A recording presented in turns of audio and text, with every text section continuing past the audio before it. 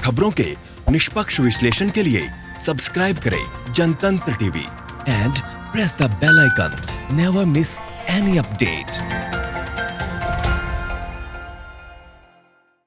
नमस्कार, आप देख रहे हैं आज का मुद्दा। मैं हूं आपके साथ दीपाली। आज एक और निर्भया ने दम तोड़ दिया। वो अपने माँ बाप और इस देश को छोड़कर चली गई, साथ ही जाते जाते इस देश को रेप का एक और तमगा दे गई। क्योंकि हमारा देश हो या उत्तर प्रदेश हो, बलात्कार की घटनाओं को सरकारें रोक नहीं पा रही। ये प्रशासन की नाकामी है, सरकार की नाकामी है, पूरे सिस्टम की नाकामी है, जिसकी वजह से अपराधियों के हौसले इतने बुलंद हैं कि वो रेप की घटनाओं को अंजाम देते हैं और फिर बर्बरता करते हैं। ये हिम्मत उनमें तभी आती है जब उनके खिलाफ कोई सख्त कदम नहीं उठाया जाता। आज ऐसे ही दरिंदों की वजह से उत्तर प्रदेश की निर्भया ने 15 दिन तक मौत से जंग लड़ी और आखिर में दम तोड़ दिया। आखिर कौन जिम्मेदार है उसकी मौत का? कौन जिम्मेदार है रेप की घटनाओं को न रोकने के लिए? इन्हीं कुछ मुद्दों पर आज करेंगे चर्चा। तो ऐसे में आज का हमारा सवाल ये है, कहां गया यूपी में राम राज्य का दावा? सवाल नंबर दूसरा कि उत्तर प्रदेश में कब रुकेगा बलात्कार का सिलसिला? सवाल यह भी उठ रहा है कि हाथरस की निर्भया को कैसे मिलेगा इंसाफ और कैसे समाज में जी रहे हैं हम, ये सभी के लिए सोचने वाली बात है। और चलिए, हमारे साथ मेहमान जुड़ चुके हैं। नवीन श्रीवास्तव जी जुड़ चुके हैं, प्रवक्ता बीजेपी के हैं। बहुत स्वागत है नवीन जी हमारे साथ जुड़ने के लिए। सत्येंद्र पांडे जी हमारे साथ जुड़ चुके हैं, नेता कांग्रेस के हैं। बहुत स्वागत है सत्येंद्र पांडे जी हमारे साथ जुड़ने के लिए। डॉक्टर सीपी राय हमारे साथ जुड़ चुके हैं, पूर्व मंत्री रह चुके हैं समाजवादी पार्टी के। बहुत स्वागत है सर आपका भी हमारे साथ जुड़ने के लिए। और रिटायर्ड IAS ऑफिसर हमारे साथ जुड़ चुके हैं हरिशंकर पांडे जी। बहुत स्वागत है सर आपका भी हमारे साथ जुड़ने के लिए। सबसे पहले मैं रुक करती हूँ नवीन श्रीवास्तव का ही। नवीन श्रीवास्तव जी, अभी इस पूरे मामले पर अब आप क्या बोलेंगे?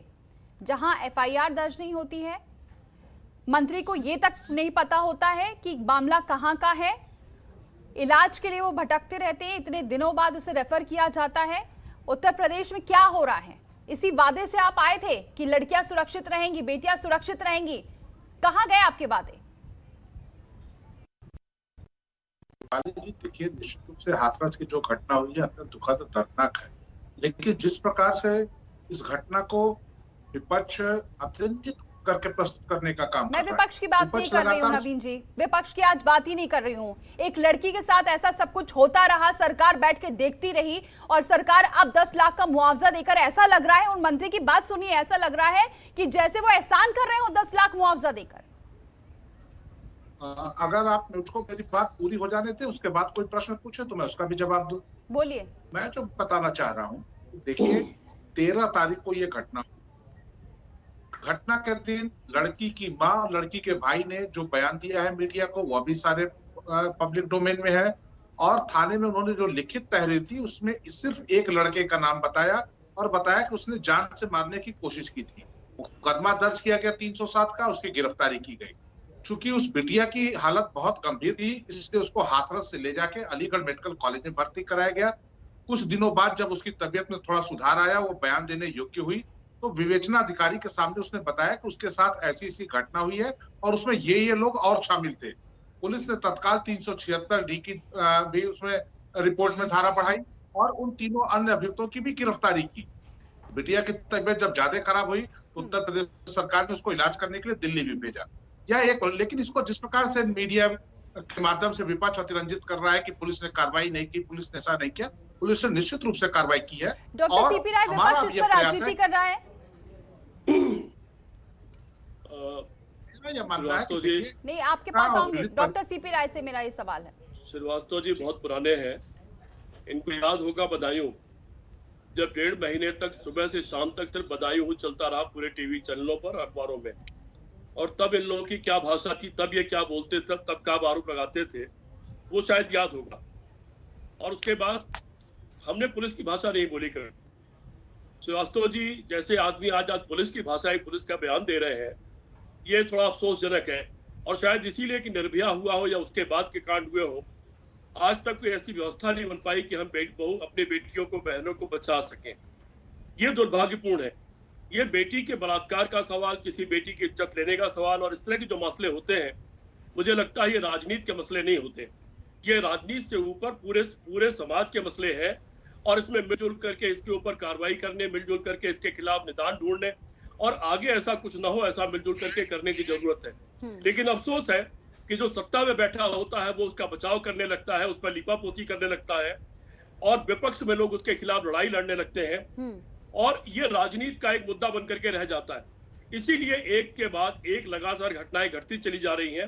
लेकिन यह भी सच है कि जब कोई राजनीतिक दल और सत्ता इस तरह की घटनाओं पर लीपापोती करती है या उसकी बचाव करने की कोशिश करती है, वो स्वामी चिन्मयानंद पर से केस वापस लेने की कोशिश हो या सेंगर जिसने पूरा परिवार साफ कर दिया उसको बचाने की कोशिश हो, जब इस तरह की चीजें होती है तो निश्चित तौर पर कोई खौफ समाज में नहीं बचता है। और इन घटनाओं के खिलाफ सत्ता का, प्रशासन का, कानून का एक खौफ होना चाहिए और उसके लिए सबको मिलजुल कर काम करना चाहिए, ऐसा मेरा मानना है। बिल्कुल, कानून का खौफ तो है ही नहीं। अगर कानून का खौफ होता तो शायद ऐसी जो घटना घटी है ना ही घटती और 10 बार सोचते ऐसी घटना करने से पहले। हरिशंकर पांडे जी का रुख करती हूँ। सर, किसको आप जिम्मेदार मानते हैं? क्योंकि निर्भया जब केस हुआ वो कितने दिनों तक न्याय के लिए भटकता रहा और उसके बाद न्याय मिला, कैसा केस चला, सब पूरी दुनिया जानती है। उसके बावजूद भी आज भी कुछ नहीं बदला है। आज भी हम बहस कर लेंगे, आज भी यहाँ पर विपक्ष खड़ा हो जाएगा, आरोप लगा लेगा, लेकिन चीजें वही की वही क्यों टिकती नजर आ रही हैं? क्यों कुछ बदलाव नहीं नजर आ रहा? दीपाली जी, ऐसा है कि निर्भया से खराब स्थिति कर दिया है। यही भारतीय जनता पार्टी निर्भया के समय में बड़ा कूद कूद के बोल रही थी और अब आप जानती हैं क्या किया गया है? सच्चाई तो बताइए, आप भी नहीं बता रही है। 14 तारीख को उसका रेप हुआ है और 14 तारीख को उसको दुपट्टे से घसीट कर उसकी मां के सामने उसको बाजरे के खेत में ले जाया गया। उसके बाद उसकी जीभ काटी गई।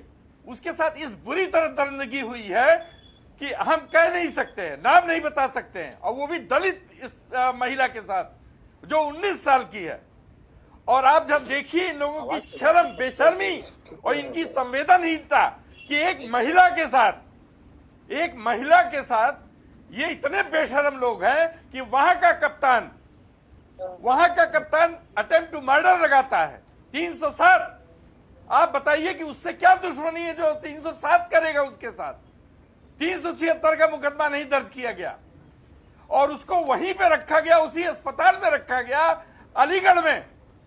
अलीगढ़ से उसको बाहर नहीं भेजा गया और उसको जो है 22 तारीख को 8 दिन बाद सीओ साहब पहुंचते हैं और सीओ साहब कहते हैं कि हाँ बोलो क्या हुआ तुम्हारे साहब। और उसके बाद 8 तारीख के बाद कहते हैं जब उसकी जबान को ठीक हुई तो उसने कुछ नाम बताए, तब हमने 376 किया।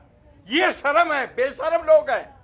ये कप्तान, ये आपका जो है कलेक्टर, इसको तो तुरंत सस्पेंड करना चाहिए। लेकिन आपको ताज्जुब होगा कि वहां एसएचओ को केवल लाइन हाजिर किया गया है और वो भी 4 दिन बाद। और सुनिए, यहां गृह विभाग के लोग तो बड़ी जल्दी बैठकर प्रेस कॉन्फ्रेंस करते थे, अब क्यों नहीं बोल रहे हैं? अवनीश अवस्थी जो 17 विभाग का ठेका लेकर बैठे हैं, इनको क्यों नहीं सस्पेंड किया जाता है? इतने रेप हो रहे हैं, इतनी हत्याएं हो रही हैं, ब्राह्मण और दलितों पर अत्याचार हो रहा है, दलित के साथ रेप हो रहा है और ब्राह्मण का मर्डर हो रहा है। What is this? एक चीज बता दीजिए, योगी सरकार भी सुन ले। और सुनिए, प्रधानमंत्री जी का जो अभी हम बयान सुन रहे थे, प्रधानमंत्री ने बोला था कि ये वो लोग हैं, आपने अभी दिखाया है कि लड़कियां रात में घर से निकल नहीं सकती। अरे यहां तो दिन में रेप हो रहा है। पहले तो रात में होता था, अब दिन में हो रहा है। बोलिए, इसका क्या जवाब है प्रधानमंत्री जी? बिल्कुल नवीन जी, आपका वादा? बिल्कुल नवीन जी, है जवाब आपके पास? बर्बाद हो गई हैं। नवीन जी, है आपके पास जवाब? दीजिए जवाब हरिशंकर पांडे जी का।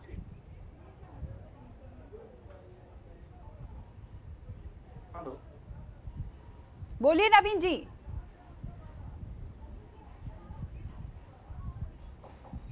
दीपाली जी, मैं सुन नहीं पाया क्या बोला अभी हरिशंकर पांडे साहब ने। एक बार अगर रिपीट कर दे तो मैं फिर उसका जवाब देना चाहूंगा। यहाँ पर बयान नहीं दर्ज किया गया 376 का, जब वो कुछ बोल पाई तब आपने यहाँ पर बयान दर्ज किया। उसके बाद हॉस्पिटल उसको ले जाना तो दूर की बात है, यहाँ पर आपने जिसने लापरवाही की है उसे सिर्फ एसएचओ को लाइन हाजिर किया गया है, बस यही है आपकी कार्रवाई?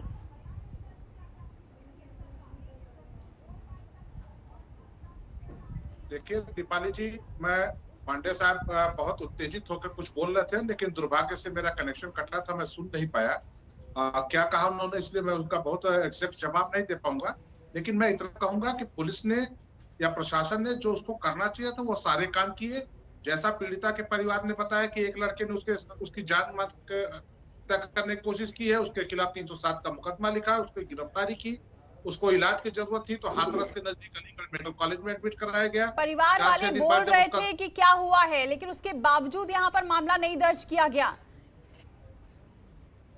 मामला क्यों नहीं दर्ज किया गया? 307 नहीं, 376 का कोई मामला दर्ज नहीं हुआ। आपके पास नहीं है दीपाली जी, अगर आपके पास नहीं है तो कहिए, मैं आपको दोनों पीड़िता की मां और उसके भाई का मैं वीडियो आपको उपलब्ध करा दूं, जो घटना के दिन उन्होंने मीडिया के साथ बात करते हुए बताया। अभी आप अच्छा, अब आप मुझसे पूछ रहे हैं पोस्टमार्टम अभी की बात बताती हूँ नवीन जी, एक मिनट। परिवार के साथ उनकी पुरानी रंजिश थी और उन्होंने जो लिखित तहरीर थी उसके हिसाब से उसके ऊपर मुकदमा दर्ज किया गया।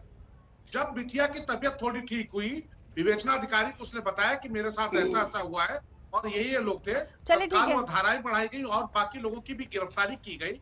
उसको बेहतर इलाज करने के लिए आवश्यकता पड़ी तो हमने दिल्ली भी भेजा। इसमें क्या कमी हो गई? पोस्टमार्टम के लिए शव लेकर जाया जा रहा है और परिवार वालों से नहीं पूछा जा रहा है, आपको है जानकारी? देखिए मैं आपको सिर्फ दीपाली जी एक चीज बताना चाहूंगा कि एक बार आप लोग भी थोड़ा अपने स्तर पर घटना के दिन पीड़िता की मां और भाई के जो वीडियो जो बयान उन्होंने मीडिया के सामने दिया उसको भी जरा एक बार सुन लें। लिखित जो तहरीर दी है हमें मत सिखाइए सर, हमने सब देखा है कितना इस पर कितने यहाँ पर संगीन थी सरकार, कितना संगीन यहाँ पर प्रशासन था, वो नजर आ रहा। खैर चलिए, यहाँ पर सत्येंद्र पांडे जी दीजिए आप जवाब। आप लोग लगातार ट्विटर तो खेल रहे हैं, सोशल मीडिया पर तो दिख रहे हैं, हालांकि सड़कों पर भी दिखे, लेकिन ये 14 दिन कहाँ गायब थे? एक बार आवाज आई, उसके बाद विपक्ष ने एक बार भी सवाल नहीं उठाया इस मामले पर। दीपाली जी, जब एफआईआर वहां गलत लिखी गई, उसके लड़की के साथ 13 तारीख को रेप हो चुका था। अभी भारतीय जनता पार्टी के प्रवक्ता साहब बोल रहे थे कि वो बोलने की स्थिति में नहीं थी। मैं उनसे पूछना चाहता हूं, जब उसने एक आदमी का नाम बता दिया तो 3 आदमी का नाम वो नहीं बता पाई, तब उसकी जीभ काट दी गई थी, उसका गर्दन मिरोड़ दिया गया था। उसके बाद भी उस लड़की ने जो बयान दिया उस बयान को छिपाया गया और एक हफ्ते बाद 376 का मुकदमा पुलिस लिखती है। मैं तो आपसे इतना ही कहना चाहूंगा कि उत्तर प्रदेश के अंदर योगी सरकार में जंगल राज हो गया है, पुलिस निरंकुश हो गई है और अपराधियों के हौसले बहुत बुलंद हैं। अभी आपने प्रधानमंत्री जी का एक भाषण सुनाया था कि उन्होंने कहा था कि बेटियां सुरक्षित नहीं है। मैं तो पूछना चाहता हूं उत्तर प्रदेश के मुख्यमंत्री जी से, भारत के प्रधानमंत्री जी से, उस समय आप विरोध में थे, सत्ता में नहीं थे। अरे तब तो रात को बेटियां सुरक्षित नहीं थी। अब तो आप केंद्र में भी हैं, उत्तर प्रदेश में भी हैं, तो अब तो दिन में लड़कियां सुरक्षित नहीं है, बेटियां सुरक्षित नहीं है, बहुत सुरक्षित नहीं है। इसके लिए आप कुछ करेंगे कि आपने पुलिस को एकदम गुंडा राज करने के लिए खुली छूट दे दी है। मेरा मानना है कि अकेले सीओ को सस्पेंड करने से ये काम चलने वाला नहीं है। निर्भया कांड से भी भयानक कांड उत्तर प्रदेश के अंदर हुआ है। जी बिल्कुल ठीक है मुख्यमंत्री जी, अगर जरा सी भी नैतिकता आप में है तो आप तुरंत उस जिले के एसपी और डीएम को सस्पेंड करिए और दूसरे अधिकारी को पोस्ट करिए, तभी उस बच्ची को न्याय मिल पाएगा। वरना इसी तरह लिपापोती करके ये मामला वहीं रफा दफा कर दिया जाएगा। ठीक है, इस पर आगे चर्चा करते हैं, बिल्कुल लौटेंगे। और आपसे दीपाली जी बोलिएगा, अब थोड़ी देर में लौटते हैं। डॉक्टर सीपी राय का रुख करते हैं, जो मंत्री तो रह चुके हैं लेकिन वरिष्ठ पत्रकार भी हैं। और ऐसे में डॉक्टर सीपी राय जी, अब सबसे अहम बात ये हो जाती है कि सब इसका, अगर हम चाहे उत्तर प्रदेश हो या किसी भी राज्य की बात करें, हर कोई ये दावा ठोकता है, जितने भी राजनीति करते हैं, जितनी भी सरकार रहती है, कि सबसे पहले बेटियां सुरक्षित होंगी। तमाम कानून व्यवस्था के दावे तो किए जाते हैं, लेकिन सिर्फ उत्तर प्रदेश ही नहीं बल्कि हर पूरे देश की ही बात कर ले, यहाँ पर ये मामले लगातार बढ़ते जा रहे हैं। कानून भी बन गया, लेकिन उसके बावजूद क्यों इस पर सख्ती, क्यों इस पर लगाम नहीं लगाई जा सक रही है? क्या वाकई ये एक अहम मुद्दा नहीं है? दीपाली, मैंने शुरू में ही कहा था, पहले तो आप लोगों ने जो प्रोमो दिखाया था, मुझे लगता है उसमें काफी बातें क्लियर हो गई थी। एक तरफ प्रधानमंत्री मोदी का भाषण, वो बहुत कुछ कहता है, मुझे लगता है वो खुद नसीहत है वो सब सरकारों के लिए, लेकिन उन्हीं की सरकार के लिए वो नसीहत का काम नहीं कर रहा है। दूसरी तरफ मैंने ये कहा था कि सभी राजनीतिक दलों की संयुक्त जिम्मेदारी है। मैं इसमें राजनीति में नहीं पढ़ूंगा, जैसे बदायूं कांड के समय 1.5 महीने तक सब लोगों ने किया था। सभी की जिम्मेदारी है, ये एक बहुत बड़ा मुद्दा है। किसी भी बेटी और बहन के साथ बलात्कार, उसको इस तरह नोच खसोट करके, और आए दिन घटनाएं घट रही हैं। उत्तर प्रदेश तो जैसे बहुत बड़ा इसका केंद्र बन चुका है। लेकिन मैंने ये भी कहा कि जब किसी चिन्मयानंद का बचाव सरकार करेगी, किसी सेंगर को सरकार बचाने की कोशिश करेगी जो बलात्कार भी करता है और उसके बाद पूरे परिवार को खत्म कर देता है, उसके वकील को मारने की कोशिश होती है, तो निश्चित तौर पर बलात्कारियों के हौसले बढ़ते रहेंगे।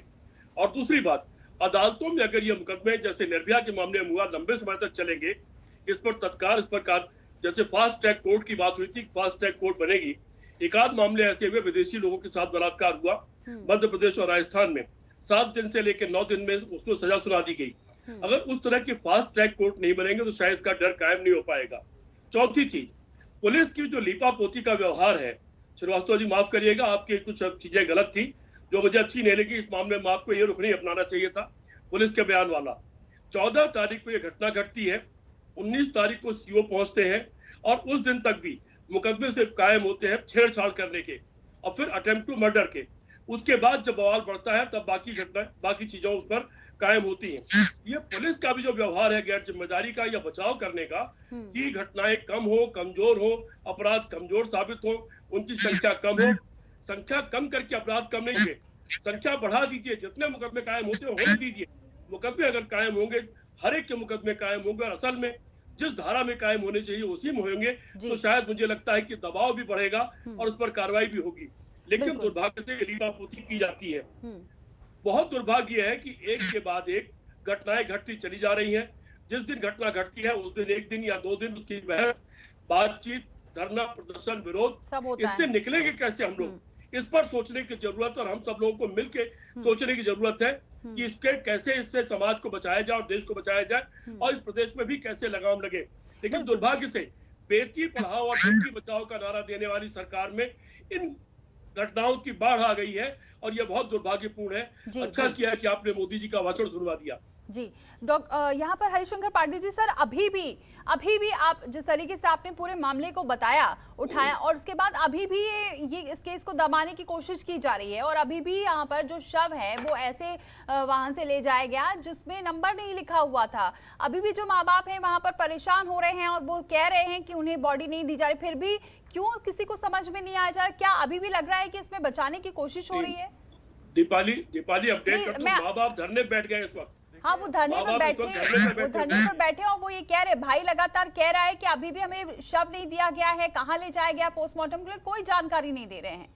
हरिशंकर पांडे जी सर। देखिए दीपाली जी सुनिए,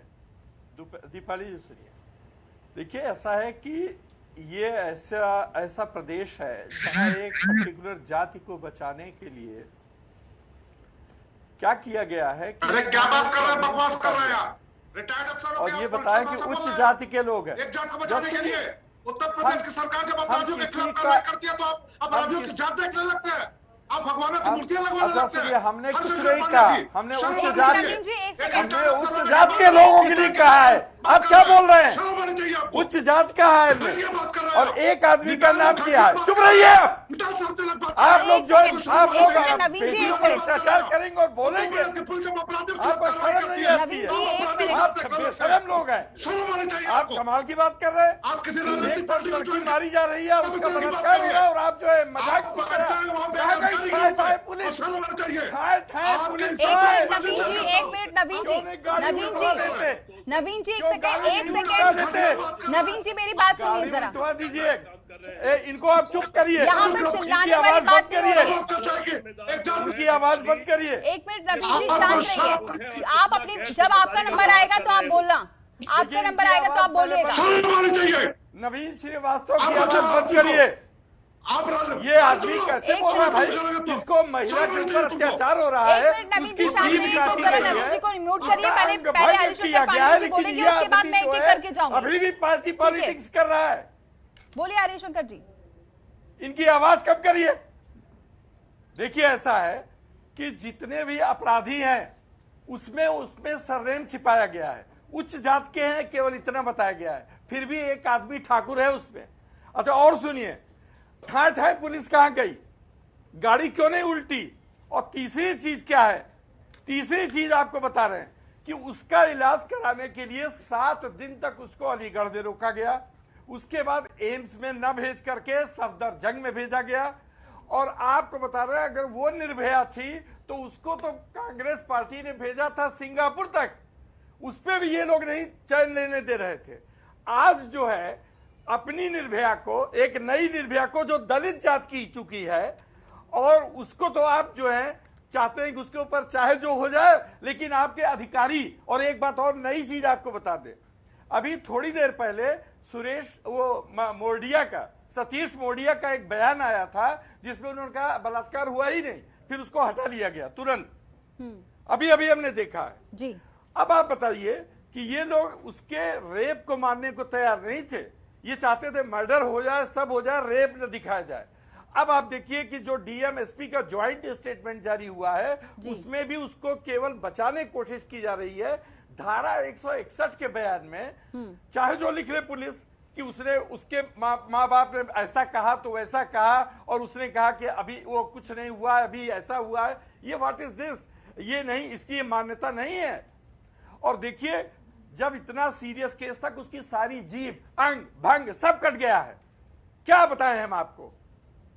आप उसकी आप प्रकाशित करिए जरा उसकी पोस्टमार्टम रिपोर्ट। बिल्कुल ठीक है। तो हम देखें आपको। आप बताना नहीं चाहते हैं पोस्टमार्टम गुप्त जगह पे क्यों हो रहा है? और एक महिला का कोई सम्मान नहीं है क्या? अब तो आपकी ठाए ठाए पुलिस नहीं दिखाई पड़ रही है कि मार दे उसको, कोई न बोलता।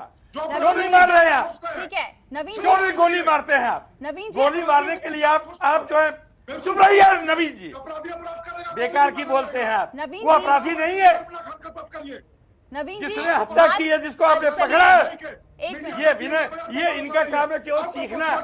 ये बोलते बहुत है, इनको कोई लेना देना नहीं। ये लोग हैं महिलाओं की रक्षा करेंगे। ठीक है हरिशंकर जी, मैं अरे आपको अपने जरा गृह सचिव से पूछो। आप अपराधियों की रक्षा करते हो। नवीन जी, ये देखिए, आप देखिए इनकी हालत। ये बोलने अरे नहीं नवीन जी, देंगे। चिल्लाने से कुछ मतलब नहीं होगा, इनके जवाब यहाँ का दीजिए। कोई आदमी नवीन जी यहाँ पर जो कहे चिल्लाने से नहीं सम्मान होगा। लीजिए। नवीन जी ये यहाँ पर इनकी सब चिल्लाने बात से नहीं मान होगा। लीजिए। आप चिल्लाइए मत। बात करिए दीपाली जी। नहीं, मैं बात कर रही हूँ। तर्क की बात होनी चाहिए। तर्क की बात हो रही है। आप- मैं अगर ठीक है, मैं कह रही हूँ जाति हटा दीजिए। लड़के के भाई के अरे मीडिया एक, में दिए हुए बयान पे आप अरे चर्चा वीडियो नहीं छोड़िए, करेंगे। आप वीडियो छोड़िए, वो आप जाइए, आप देखिए वहां जो धरने पर बैठे, वीडियो छोड़िए आप। अब आप मेरी बात बताइए, वो कोई जाति की भी हो। नवीन जी, अब आप बहुत देर से चिल्ला रहे थे ना, आप बहुत देर से चिल्ला रहे थे। आप मेरी बात सुनिए नवीन जी, आप मेरी बात सुनेंगे? आप मेरी बात सुनिए। आप किसी भी जाति की हो, वो लड़की थी। एक सेकंड, अब आप बहुत चिल्ला रहे थे, आप मेरी बात सुन लीजिए जरा। खुद जज की भूमिका में जज की भूमिका में हूँ, कोई जज की भूमिका में नहीं है। बताया दीपाली जी, अगर दलित जाति की है तो उसके लिए विशेष प्रावधान है। क्यों दिया इन्होंने 10 लाख रुपया? वो दलित एक्ट में दिया है, मालूम है आपको? और इसमें ये बोल रहे हैं इनको कुछ पता नहीं है। दिक्कत ये है आप लोगों के साथ कि आप सुनना नहीं चाहते। मालूम है नवीन जी, प्रॉब्लम यही है कि आप सुनेंगे नहीं, ना ही आप जवाब देंगे। सरकार का नहीं मिला है, उसको दलित होने की वजह से मिला है, दलित होने की वजह से, दलित उत्पीड़न की वजह से मिला है। एक मिनट हरिशंकर जी, एक सेकंड जरा पुलिस वो ये खुलासा करे, ठीक है, वहाँ के डीएम और एसपी की जाति बताए और वहाँ के ठीक है सर, एक सेकंड ठीक है सर, एक सेकंड अब सर ये कड़ाई खुल जाएगी। जो अपराधियों के खिलाफ कार्रवाई होती है तो उनकी जांच पड़ताल लगते हैं। नवीन जी, अब आप मेरी बात का जवाब देंगे? आप शांत होइए, पहले शांत होके फिर जवाब दीजिएगा। ये चिल्लाने से नहीं होगा। पहली बात तो दिक्कत ये है कि सब चिल्लाने लगते हैं और यही होता है कि हर दूसरी लड़की का रेप हो रहा है, ये नहीं दिखाई दे रहा है किसी को। सिर्फ राजनीति करने के लिए सब बैठ जाते हैं। वो कैसे उसकी जीप कट गई, वो बोल नहीं पाई, उसकी क्या हालत थी, आज उसने दम तोड़ दिया, आज कोई सड़कों पर उतर रहा है, कोई बात कर रहा है, लेकिन कभी किसी ने कोशिश की कि वाकई ऐसी घटनाएं हो रही है उसे रोक सका जाए, कानून इतना सख्त हो कि कम से कम डर लगे। आप एनएससी लगा देते हैं आरोपियों पर, बुलडोजर चला दे रहे हैं, पोस्टर लगा दे रहे हैं, और फिर भी अपराधी अगर डर नहीं रहे हैं तो किसकी जिम्मेदारी है? देखिए दीपाली जी, प्रशासन का काम है अगर कहीं अपराध हुआ है तो उसके वहां पर अपराधियों के खिलाफ प्रभावशाली कार्रवाई हो, बिना उनकी जांच देखे, बिना उनका प्रभाव देखे, और उनके खिलाफ पर्याप्त साक्ष्य एकत्र करके उनको न्यायालय के सुपुर्द करना। न्यायालय का काम है कि उस साक्ष्यों के आधार पर उनके खिलाफ कार्रवाई करना। आप देखिए निर्भया केस की हम सब बात करते हैं, निर्भया केस हर व्यक्ति को पता है किसने किया, कैसे किया, कब हुआ। निर्भया केस की अभी बात नहीं हो रही। नहीं नवीन जी, आज मैं निर्भया केस की बात नहीं करूंगी। 8 दिन क्यों लग गए? 8 दिन क्यों लग गए? अभी पोस्टमार्टम जो शव है वो क्यों नहीं अभी परिजनों को दिया गया? इसका जवाब है? दीपाली जी, निश्चित रूप से पोस्टमार्टम रिपोर्ट पब्लिक डोमेन में, कहीं ऐसा कहीं कोई छिपा बात नहीं है। बार बार जो ये प्रश्न हो रहा है कि 6 दिन बाद एफआईआर क्यों परिवर्तित की गई, उस बिटिया की स्थिति की बयान देने की, जब 6 दिन बाद अलीगढ़ मेडिकल कॉलेज में भर्ती होने के बाद जब उसकी स्थिति में थोड़ा सुधार हुआ, तब उसने जब बयान दिया कि मेरे साथ ऐसा ऐसा हुआ और ये लोग थे, तो तुरंत धारा बढ़ाई गई, तुरंत उनकी गिरफ्तारी की गई। अगर धारा नहीं बढ़ाई जाती, गिरफ्तारी नहीं की जाती, तो आपको यह विपक्ष को कहने का हक था कि भाई पुलिस ने कार्रवाई करने में देर की या पुलिस ने कार्रवाई जानबूझ के नहीं की। लेकिन पुलिस को जैसे उसका बयान आया, पुलिस ने तत्काल कार्रवाई की सारी चीजें। अरे कैसी बात कर रहे हैं? सुनिए, निर्भया तो बोल नहीं पाई थी। निर्भया तो दिल्ली वाली थी, बोल नहीं पाई थी। आप बोलने की प्रतीक्षा कर रहे थे। हर चीज में विशेषज्ञ नहीं है। साथ का जो आदमी था, चलिए मुझे ब्रेक लेना है, बने रहिए सभी बने रहिए। सतेंद्र पांडे जी का रुख करती हूँ। सतेंद्र पांडे जी, यहाँ पर आवाज उठाई जा रही है, लेकिन सवाल यही फिर से उठता है, इतने दिन तक वो जूझती रही, तब क्यों नहीं उठाई जाती? आज उसने दम तोड़ दिया, आप सड़कों पर उतर रहे हैं, क्यों इसके लिए सब एकजुटता क्यों नहीं दिखाते कि कैसा कानून बने? और कानून सिर्फ बने ही नहीं, बल्कि वो बना भी था, निर्भया कानून बना था, लेकिन ऐसा हो जिसके लिए फिर एक नजीर पेश हो और सख्त कानून की बात की जाए, जिससे कि लोग डरें, बेखौफ ना हो इस तरीके से, क्योंकि सरकार चाहे किसी को हो, क्योंकि हर राज्य में ऐसी घटनाएं हो रही हैं। दीपाली जी, कानून तो बना हुआ है, कानून सख्त बना हुआ है, लेकिन जब तक पुलिस के अधिकारियों में सरकार का भय नहीं होगा, तब तक इस तरह की घटनाएं घटती रहेंगी। इस तरह की घटनाओं के लिए जिम्मेदार कौन है? जिले की पुलिस जिम्मेदार है, प्रदेश की पुलिस जिम्मेदार है। मैं तो पूछना चाहता हूं कि यदि मुख्यमंत्री जी ईमानदारी से एक चीज जनता को बता दें, मैं किसी कांग्रेस पार्टी की, ना बीजेपी, ना सपा, ना बीएसपी की बात कर रहा हूं। मैं एक आम नागरिक के उससे बात करना चाहता हूं कि महोबा के एसपी के ऊपर 300 का मुकदमा लिखा गया, 1 महीने होने को आ रहे हैं। क्या आज तक किसी आम आदमी के ऊपर 302 का मुकदमा लिखा गया होता तो क्या वो आम आदमी आज सड़क पर टहल रहा होता? वो आज जेल के अंदर होता, शिक्षों के अंदर होता। कानून सबके लिए बराबर है, चाहे वो आईपीएस हो, चाहे वो आईएएस हो, चाहे वो नेता हो और चाहे जो हो। लेकिन पुलिस का मनोबल वहीं से बढ़ जाता है कि मैं चाहे जो करूं, मेरा कोई कुछ करने वाला नहीं है। तब जिले का कप्तान थाने बेचेगा, थानेदार कप्तान क्या पैसा पहुंचाएगा। तब जो एक गैप होना चाहिए कप्तान और थानेदार में, वो गैप खत्म होता चला जाता है। निर्भया हत्याकांड हुआ, ये बेचारी हाथरस की लड़की के साथ अत्याचार हुआ। जी। मैं प्रवक्ता जी से, बीजेपी के बहुत ही आदर पूर्वक पूछना चाहता हूं, सम्मान पूर्वक पूछना चाहता हूं कि यहां राजनीतिक बात ना आप करें ना मैं करूं। मैं तो ये चाहता हूं कि जिन लोगों ने, जिन पुलिस वालों ने, जिन अधिकारियों ने एफआईआर करने में इतनी देरी की है, उनको तुरंत दंडित किया जाना चाहिए। इतनी बड़ी घटना घट गई, मानना पड़ेगा दीपाली जी, मानना पड़ेगा। हम ये नहीं मानेंगे, जनता मनाएगी, आप लोग मनाएंगी। दूध का दूध, पानी का पानी तो एक चीज सामने आना ही है। नवीन श्रीवास्तव जी, एक मिनट मारियो, एक मिनट। जिस समय मुख्यमंत्री जी ने कहा था कि मैं भ्रष्टाचार को जड़ से समाप्त कर दूंगा, मैं तो एक चीज प्रवक्ता जी से पूछना चाहता हूं। ज्वलंत उदाहरण महोबा के एसपी का है। दूसरा, अभी 2 दिन पहले आपकी एक मिनट दीपाली जी, आपके पार्टी के विधायक शरद अवस्थी जी ने लखनऊ के चीफ इंजीनियर चंद्रेश जैन के ऊपर गंभीर आरोप लगाए हैं कि उसने कमरे के अंदर ठेकेदार को बुलाकर पैसे मांगे और उसको ब्लैक लिस्ट करने की बात की है। तब भ्रष्टाचार, ठीक है सर, मेरे पास समय बहुत कम है, इसलिए मैं जल्दी से सबका सीमा पर है। ठीक है सत्येंद्र जी, लौटूंगी मैं आपके पास, मेरे पास टाइम वक्त कम है, इसलिए नवीन श्रीवास्तव जी, क्या आप नहीं महसूस हो रहा है कि अभी भी पुलिस प्रशासन पर आप वो लगाम नहीं लगा पा रहे हैं? दीपाली जी, देखिए, निश्चित रूप से उत्तर प्रदेश में कुछ ऐसी दुर्भाग्यपूर्ण घटनाएं हुई हैं जिसमें पुलिस अधिकारियों के भ्रष्टाचार में लिप्त होने की या उनके द्वारा अपने कर्तव्यों के निर्वहन में शिथिलता की या लापरवाही की चीजें सामने आई हैं। और हमने डीआईजी रैंक तक के अधिकारियों को न सिर्फ निलंबित किया है, बल्कि उनके खिलाफ एफआईआर भी दर्ज कराई है। कुछ अधिकारियों को हमने जेल भी भेजा है और उनके खिलाफ जांच भी कराई जा रही है। और लगभग 1000 के आसपास ऐसे पुलिस के और प्रशासन के अधिकारी कर्मचारी जो वर्षों से भ्रष्टाचार में लिप्त थे, लेकिन पिछली सरकारों में कार्रवाई नहीं थी, हमने उनको अनिवार्य सेवानिवृत्ति भी दी है। आपने इतना सब कुछ किया है, ठीक है, इसका जवाब लेती हूँ। डॉक्टर सीपी राय जी, इतना सब कुछ कर रहे हैं जिस तरीके से नवीन श्रीवास्तव जी बोल रहे हैं, लेकिन उसके बावजूद अगर डर नहीं है और बार बार लापरवाही आ रही है पुलिस प्रशासन की तरफ से, ही सवाल उस पर ही खड़े हो रहे हैं और उसके बाद जो छवि खराब हो रही है वो तो सरकार की खराब हो रही है। दीपाली, मैं 3-4 बातें कहूंगा।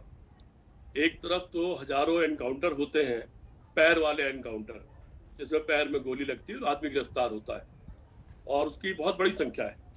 दूसरी तरफ चिन्मयानंद और सेंगर जैसे मामले होते हैं जिसमें सत्ता इन लोगों के साथ खड़ी नजर आती है, इनको बचाव करती है और बहुत साधारण राजनीतिक लोग जेलों में हैं और ये लोग आराम से बाहर घूम रहे हैं बिल्कुल निर्द्वंद होके, तो उसका संदेश एक अलग तरह का चला जाता है।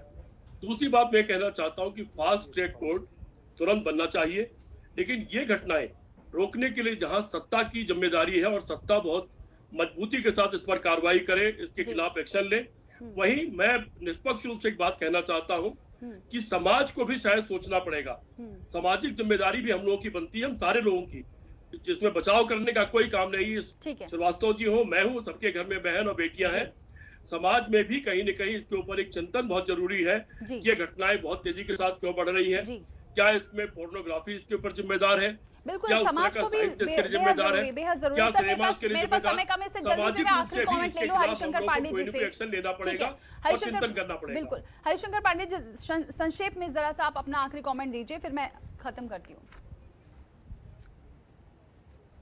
देखिए, आखिरी कमेंट हमारा इतना ही है कि जैसे योगी जी ने बड़ी हिम्मत दिखाई है, अतीक अहमद और मुख्तार अंसारी जिनको एक भी सजा अभी तक तो नहीं हुई है, उसी तरह से लेकिन घर गिराया गया सबका, विकास दुबे का भी गिराया गया, हम स्वागत करते हैं। वैसे ये 4 जो सेक्स के अपराधी हैं जिन्होंने घृणित, इनका घर भी गिरा दिया जाए, चिन्मयानंद का घर गिराया जाए, और दूसरा जो वो ठाकुर साहब हैं यहाँ के उन्नाव वाले, इनका भी घर गिराइए, और ठाए ठाए पुलिस कहाँ है उसका इनकाउंटर करिए, उसमें जीप पलटवा दीजिए। क्या दिक्कत है भाई? कम से कम 1-2 आदमी जो रेपिस्ट है मारे जाएंगे तो उससे असर पड़ेगा कि यूपी पुलिस पकड़ेगी तो उसकी जीप उल्टेगी और वो मरेगा। कम से कम एक उदाहरण यही प्रस्तुत कर दे ठीक है। तो इनको लोग सर पे बैठा लेंगे, मार के दिखाते हैं। ये केवल वही 4 लोगों को जो लोग पकड़े गए हैं, उनको जो है न्याय दिलाने के लिए कोर्ट की प्रतीक्षा ये क्यों कर रहे हैं? ये तो खुद न्याय जब हैदराबाद में एनकाउंटर हुआ था तो लोगों ने पुलिस पर इसी वजह से यहाँ पर फूल बरसाए थे, और इसी वजह से अब धीरे धीरे अगर ऐसा नहीं हुआ तो न्याय व्यवस्था से लोगों का विश्वास उठ जाएगा। बहरहाल बहुत बहुत शुक्रिया आप सभी मेहमानों का हमारे साथ जुड़ने के लिए, इस चर्चा में शामिल होने के लिए। उम्मीद ये है कि सरकार इस पर और सख्त होगी और इस पूरे केस को जल्द निपटाएगी, जिससे कि जो दोषी हैं वो बच ना सकें, और कम से कम अब समाज में कब नजीर पेश होगी, क्योंकि बयानबाजी और यहाँ पर वादे दावे करने से कुछ नहीं होता जब तक ये चीजें दिखाई नहीं देती हैं। फिलहाल इतना ही, लेकिन खबरों का सिलसिला जारी है। खबरों के निष्पक्ष विश्लेषण के लिए सब्सक्राइब करें Jantantra TV and press the bell icon. Never miss any update.